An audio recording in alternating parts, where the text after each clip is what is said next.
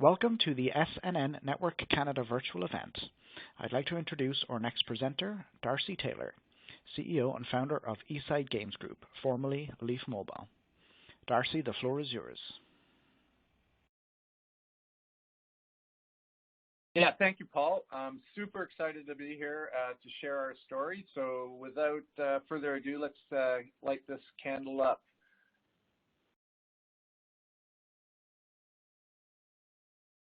So why Eastside Group? Consider these the red threads through our storyline here to remember as I convey our business. But very simply, we're the leading free-to-play mobile game development and publishing group in Canada. And we are a vertically integrated company with a competitive advantage from a proprietary game kit software for building narrative-driven games, tremendous trust relationships with outstanding IP content providers, and a very effective consolidation strategy that we've been embarking on. If you look at the core catalysts of our business going out of 2021 and into 2022, is we have an absolutely ramping product line, expanding our game portfolio by year-end 2020 by almost 2x, and including super marquee IP titles such as NBC's The Office, as well as Rupauls Drag Race Superstar. We are also scaling our game kit partners, allowing ourselves to put more games in market more often, with 10 partners currently on our platform, producing over 10 games in the next 6 to 12 months. And we've also had very strong revenue growth year to date through September. We've delivered just over $65 million in top line revenue, and that is versus the 2020 of $49 million. And we are seeing adjusted EBITDA margins of plus 10% year to date. Our market cap is in and around $200 million currently, and we have very close insider ownership.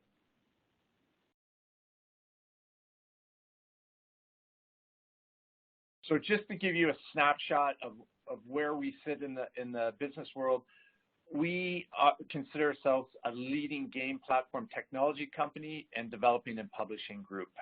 And we have been producing legendary games for over 11 years now. We're headquartered in Vancouver with just over 170 employees, spread across 3 studios virtually, based in Vancouver, Toronto, as well as Minsk, Belarus. Our main markets of business by revenue are predominantly English-speaking world, being US, UK, Australia, then EU and Canada. And our business is driven through a 3-pillar revenue growth model. Our first pillar is organic growth through our product and portfolio. This is very simply developing games that we publish on the App Store or Google Play, and we generate revenue through this through in-app purchases, so people buying things within the game, as well as advertising revenue. And the mix of that is roughly 75% in-app purchase and 25% ad revenue. The second part of our business is our tech platform, or our game kit. This is a proprietary platform that we license to professional developers on a SaaS-based licensing fee, as well as participation in the upside revenue delivery of each of those games in perpetuity. And then lastly, we are very acquisitive, and we've also been active in the M&A growth, and we look at this as a way to either look for accretive businesses that support our tech diversification, talent building, as well as game genre diversification. We built this business off the strength of strong, outstanding IP partners with the likes of NBC, 20th Century, and Sony, and that's allowed us to build a very robust IP-led portfolio of games with the likes of Archer, NBC's The Office, It's Always Sunny in Philadelphia, and most recently launched Rupauls Drag Race Superstar. This has put us in the genre leadership in our industry, and we have won multiple awards as a top 15 mobile game maker.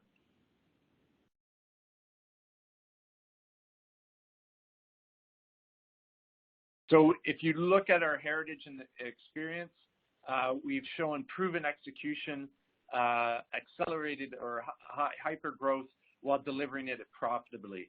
And if we look at where we are right now, we listed on the TSX in Q1 of this year and have been building our base structure phase, and now we're moving into our ramping phase.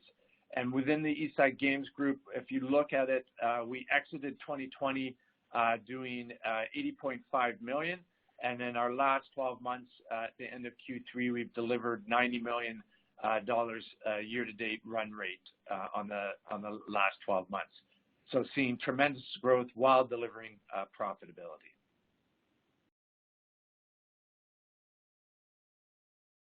If you look at our year-to-date and where the business torque is coming from our three pillars, predominantly we're seeing tremendous acceleration in our IP-based portfolio. We consider it an absolute step change in the way that we have built our business to date on what we would refer to as North American-centric IP. But with the introduction of The Office and Rupauls Drag Race Superstar this year, we are now moving into global IP, which we believe will have a tremendous knock-on effect to our top-line revenue and game growth. Secondly, our technology platform.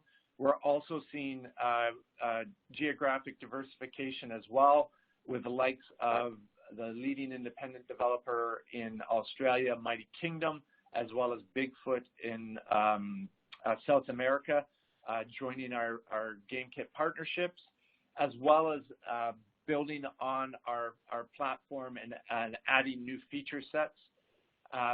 Our ability to launch and drop NFTs off our GameKit was introduced in April. We've already done 4 drops to date, as well as launched in partnership with Wax, a game called Bud Farm Nifty Stash on the blockchain. That's allowed us to, one, enter into this innovative NFT space, and as well increase fandom engagement across our game portfolio.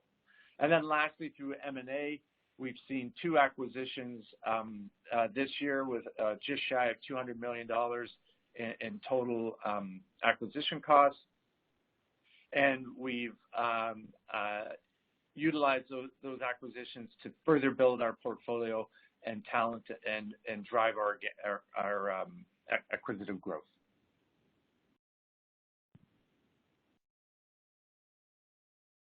So where does that leave us at the end of Q3 to date? As we've highlighted, we've delivered $64.6 million in top-line revenue year to date. That's a 32% growth year over year. As of year to date Q3, we've delivered $6.3 million in adjusted EBITDA, growing 17% year over year.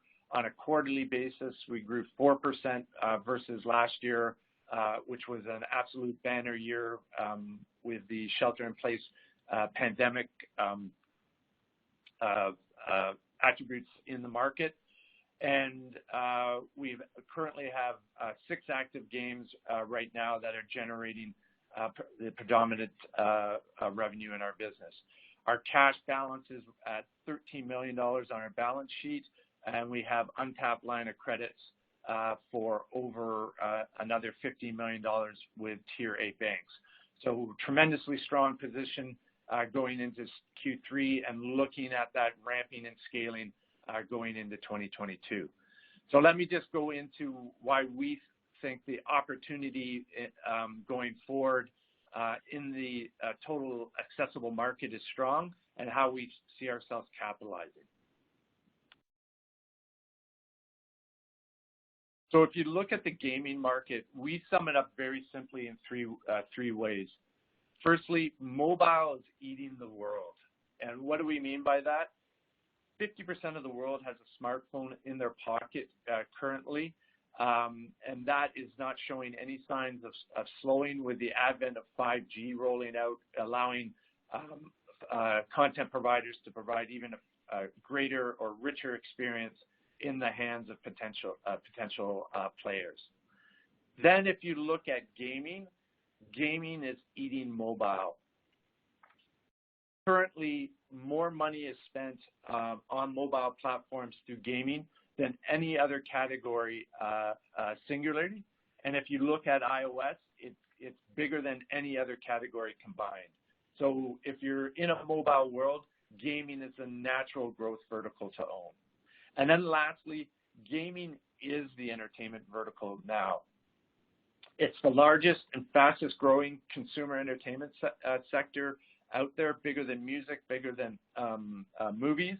And in fact, we're starting to see it blur the lines where concerts are being held inside of games, and companies like Netflix are entering the market to be able to stream games to their subscribers. So very simply, if you're on your phone, you're probably gaming, and if you're gaming on your mobile phone, you're probably spending money. And we see no indications from a forecast of that slowing anytime soon.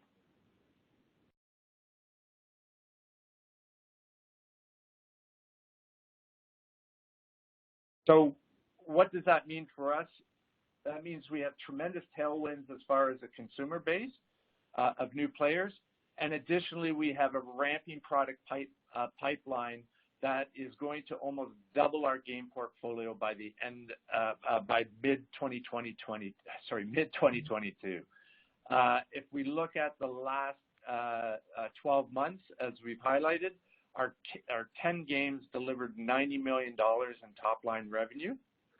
And we feel with the new game introductions of over 13 games before mid-year next year, that these games will do equal to, if not greater to, than our existing 10 games.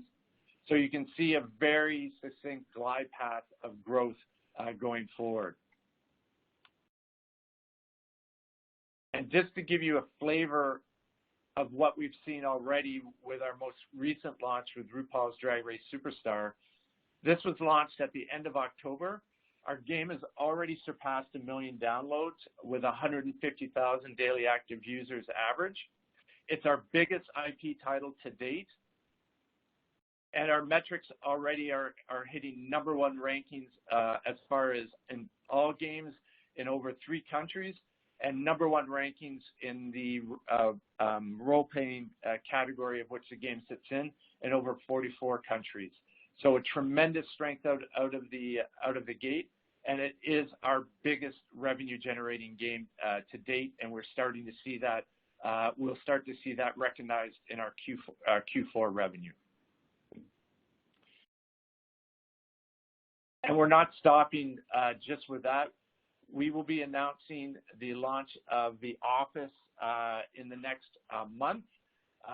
We have equal to, if not greater expectations or aspirations of this game due to the fact that it is the most streamed game on most streamed TV show on Netflix with over 57 billion minutes. It's an Emmy Award winning. It has global scope. We are working with NBC Universal in the launch of this across their platforms. So our expectation, just from the early soft launch numbers, is that this game should be on par, if not over deliver versus RuPaul, which is already extremely strong success.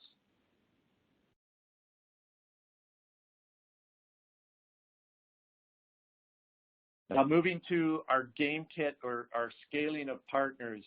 This is an area that gets most investors excited because it shows our ability to grow our top line without growing our cost base. And what do I mean by that? Our game kit allows professional developers to bring games to market faster, which means it's less expensive with a higher propensity of success. So basically de-risking the game development. We utilize this platform across all of our game development, allowing us to bring markets to game faster. And this tool set is a very robust tool set with an end-to-end solution for our game kit partners. So it allows them to focus on what they usually do best, which is design and development. I'll call it the art side of the business. and allows us to bring the science side of the business that increases the propensity for monetization and successful game launches. It's compatible and interfaces with all of the key dev tools, so the onboarding of partners onto the platform is almost seamless, and we currently have 10 partners on our platform to date. Now, for our side, on the benefit, it helps us distribute our revenue and complements our organic growth through our game development and publishing. It improves our margin expansion through a recurring revenue stream of SaaS-based like revenue. And it's also a tremendous M&A pipeline flywheel.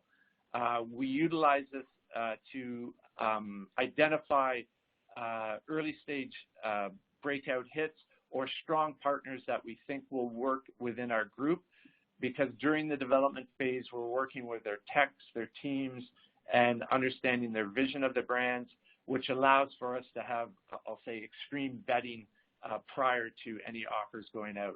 And most recently, Truly Social Games moved through this process. They were the developers with us on Archer, and then we, upon launch of the game, we made an offer to them to join our group, which we closed that definitive agreement in June.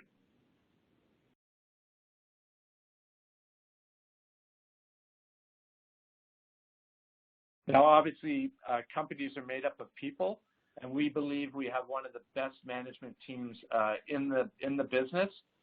Very simply, we have over 60 years of combined experience in mobile games with the likes of BioWare, EA Sports, Hothead Games, Magellan. We have over 50 years of combined experience in IP management and marketing, specifically with myself from IMG, which is now Endeavor, and my co-founder, Mike Edwards, with CAA. And we also have over 100 years of combined experience in AAA games, development with Activision, Blizzard, etc. Our board of directors is steeped in tech and venture finance, and we believe we not only have pioneers, but also the team to build and scale going into the future.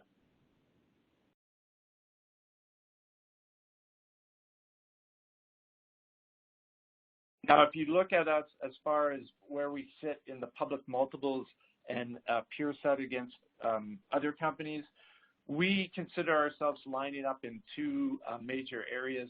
A gaming tech platform company based on our game kit, and the North Star we look at here is Unity, because we are a complementary technology to them that sits on top of their framework. And you can see that they are trading at upwards of 47x last 12 months revenue, and the whole gaming tech sector is trading at over 35x LTM revenue. And then if you look at the other side of our business of game development publishing, as well as mid-market consolidator, we feel we line up with Stillfront, as they have a similar distributed network model of developers. You can see that they are also trading at a significant premium to ourselves at just shy of 4x in the last 12 months revenue. And then if you look at UK large cap game companies, they're even trading at a higher multiple than the US base. Where we are sitting right now is just under a 3x multiple. So we think there's a tremendous re-rate opportunity for our business once investors on the institutional and retail side start to understand our business model and how it works in concert and combines this gaming tech platform company and a mid-market consolidator, developer, publisher.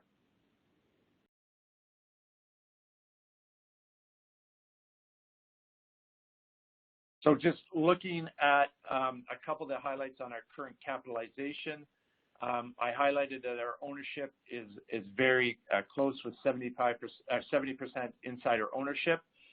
We've also been tremendously active in the market as outside of blackouts buying. We've bought over 1.6 million in the outside of the two blackouts to date at an average price of $4.27. And we've had coverage by 3 analysts to date, the most recent will be Cormark Securities, with a consensus price target of $6 and buy rating.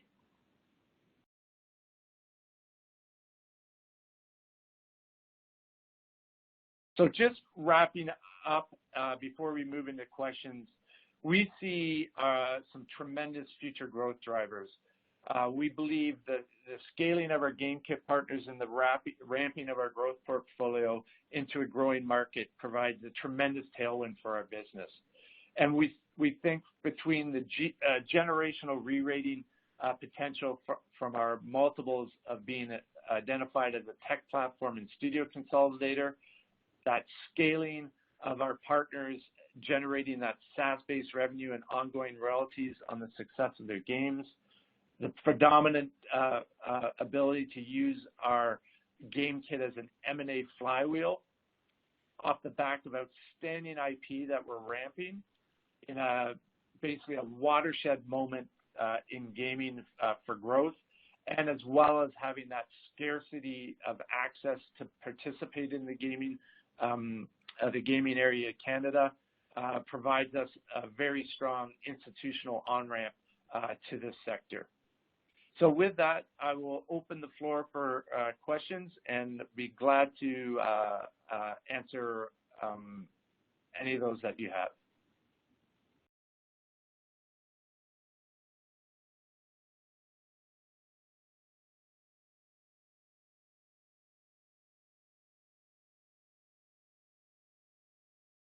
So our first question is coming. What is your vision for the company for the next 12 months? So, yeah, very simply, we look at ourselves and what we have in the next 12 months of over doubling our game portfolio. We're looking to also add an additional 10 partners to our game kit, and continue to be quite acquisitive across our M&A strategy. So I think if you looked at our vision, our vision is to be a billion-dollar unicorn by revenue, and we feel that that ramping of what we're doing in the next 12 months is a part of the process of us getting there. Next question, in what ways does the company participate in merchandising and e-commerce for each game? So actually, it depends on the game. Our owned IP, we have extensive merchandising and e-commerce that we sell off the back of that, majority it being NFT-based, as well as, I'll say, simple swag, T-shirts, and such. As far as the IP ownership games that we have within our portfolio, we participate in selective ways based on our agreements with our partners. I would say it's not a significant part of our revenue and not a core focus. We feel that our expertise is predominantly in the game development and player retention side, so that's where we place majority of our focus.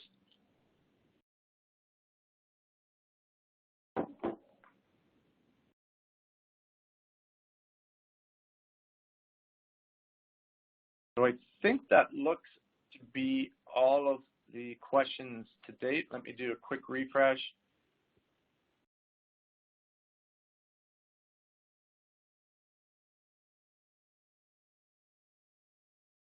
Yes, so that appears to be all the questions. So I'd just like to thank you for allowing me the time to present. If you want to reach out to me, I'm always available. Best place to connect is off the website, which is www.eastsidegamesgroup.com, and be glad to have any follow-up meetings or discussions. Thank you, and have a great holiday season. That concludes today's presentation, and thank you for tuning in.